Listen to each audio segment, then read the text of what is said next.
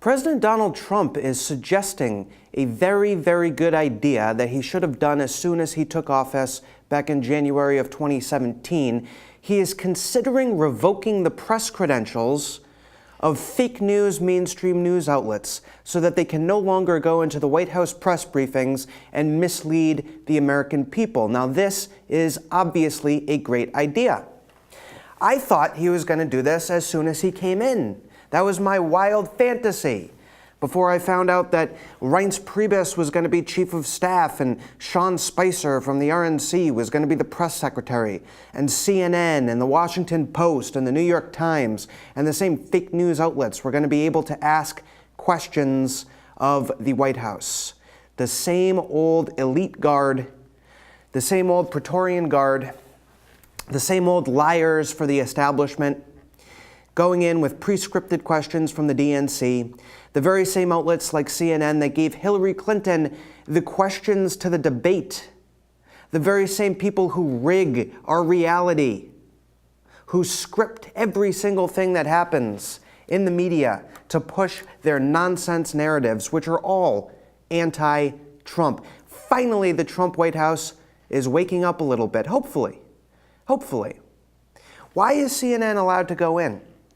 After all the stories that they've had to retract, after all of their journalistic sins, they're a complete joke.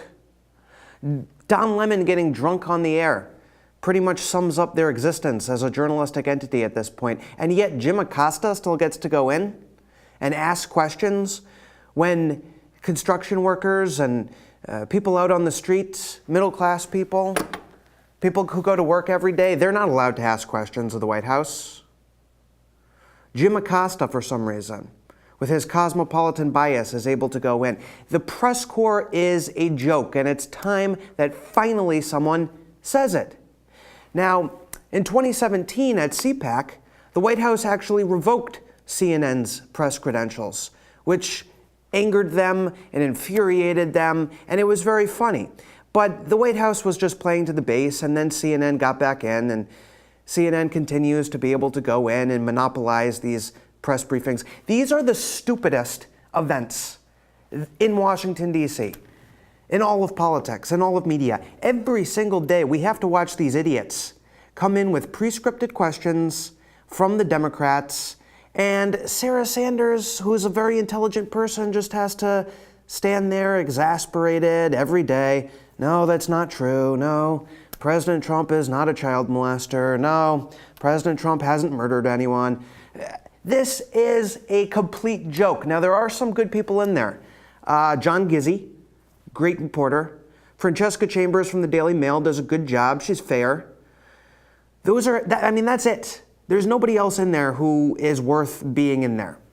And, all right, they'll have some conservatives in there. They'll have, somebody from Breitbart, that Charlie Spearing guy. He doesn't ask anything important. He doesn't break news. It's controlled. Everything in these White House press conferences is controlled. And it's time to stop giving the enemy a platform to mislead the American people day in and day out. I used to be one of these people. I used to be a DC reporter thinking, oh, I want to get on TV. I want to do the same thing that these people do. I want a successful journalistic career within this system. In about 2012, I started going off the reservation, and they didn't like it. Because Andrew Breitbart and James O'Keefe and amazing people taught me that it was time to go off the reservation and see the media as what it is, the enemy. President Donald Trump learned that during the campaign. Obviously, his supporters caught on, chanting CNN sucks and fake news. I was so proud to be at the inauguration, and when one of the CNN people was walking through the crowd, everyone, all these deplorables, were chanting at them, fake news, get out! Fake news, get out! Trump supporters get it. And now it's time for the Trump White House to finally get it. Why is it that these elite, prep school educated, smug, lying, dishonest Democrats that get to go in every single day and set the narrative? You know what we should do?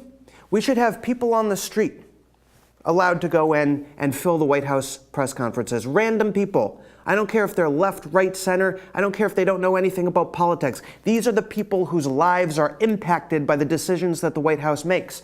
These are the people who deserve to have their questions answered. These are the people who deserve to have their voices heard. The Trump White House and the Trump administration has done a good job within the confines of what a president is supposed to be. They still have the White House press briefings. They still hire all the idiot establishment people from the RNC to fill out the administration. They still do more or less the same kinds of things that most Republican administrations do, but with a slightly different style. It's time to break free of that.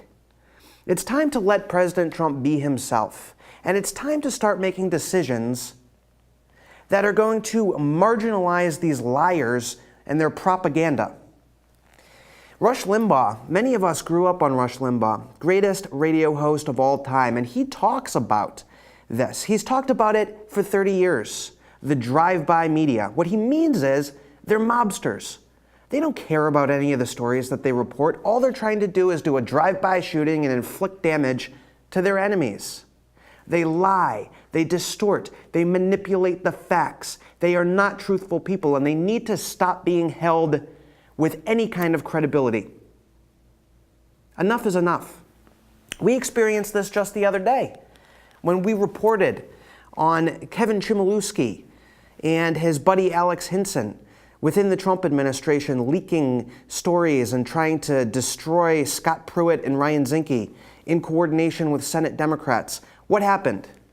The Atlantic then ran a completely bogus story saying that my source was some guy who was close to Pruitt. I emailed them back and said, no, that is not the case. I never even met this person. It's a complete lie. And you know what they said in their article? Patrick Howley did not return a request for comment about his sources. That's a lie. It's a complete lie. And you know what the reporter Elena Plott of The Atlantic did? She said in her email to me, call me, but she didn't put her phone number in it. And then she ran the piece a few minutes later. That's what these people do. They are Democrat operatives. They openly and blatantly lie. You know what got President Donald Trump elected, aside from his personality and his willingness to go against the establishment? The new media. The new media. Outlets like ours. Well, we weren't invented yet, but outlets like the one that I worked at the time, Breitbart News at the time. Other new media outlets, blogs, social media. That's what got President Donald Trump into office, and it's time that President Donald Trump broke out of this prison that the Washington media has created, and he needs to send them a message and slap them around. You don't get to come in here anymore if you lie to the American people. We're going to have honest, real citizens in these briefings now. This isn't going to be a little elite social club for you anymore. Oh, I get to be a reporter. I get to lie on behalf of the DNC. Enough is enough. The media is the enemy. And it's time that the media goes down. Keep reading bigleaguepolitics.com.